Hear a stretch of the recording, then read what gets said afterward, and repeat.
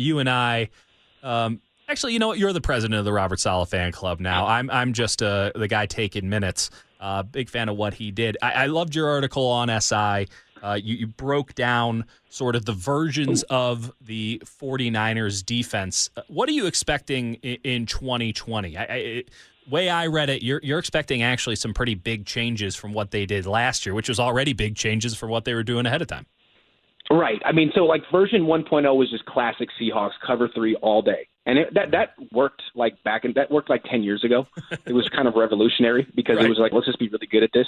But I mean, and it still works to an extent.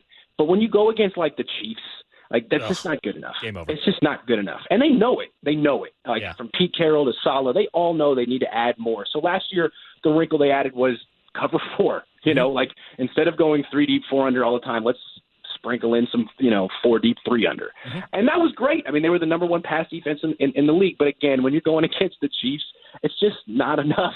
Yeah. Like Patrick Mahomes shreds zone coverage all the time. And so does Drew Brees, and so do the best Hall of Fame quarterbacks in the league. I mean, Aaron Rodgers notwithstanding. So I think so what was interesting was Joe did such a great job as the Niners pass game coordinator and DB coach. He got hired as the defensive coordinator with the Browns. So Saleh needed to replace him. And I think everyone was expecting him to sign this guy, Chris Richard, who came from Seattle and was a big Pete Carroll guy, big in his zone coverage. Didn't hire him. Instead, they hired this guy, Tony Oden, from Miami, who was a man coverage guy. I mean, he developed Darius Slay, Xavier Howard, some real good corners.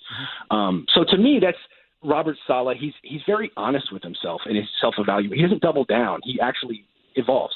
And he's saying, look, we gave up 31 points to the Chiefs. We couldn't stop them at all in the fourth quarter. We need to be able to play some man coverage in certain situations. And I think that this new DB coach is going to help him with that.